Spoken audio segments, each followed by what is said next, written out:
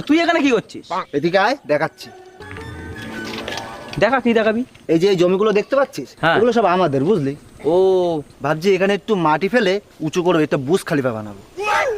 সবাই দূরে দূরে যায় বুর্জ খলিফা দেখতে, ভাবছি এখানে একটা বুর্জ খলিফা বানিয়ে দেবো। ও ভালো কথা, বুর্জ খলিফাটা হয়ে গেলে তোর যে প্রাইভেট প্লেনটা আছে না, এখানে ভাড়া খাটাতে দিয়ে দিস। তুই টেনশন করিস না, মাসে মাসে তোকে ভাড়া দিয়ে দেবো।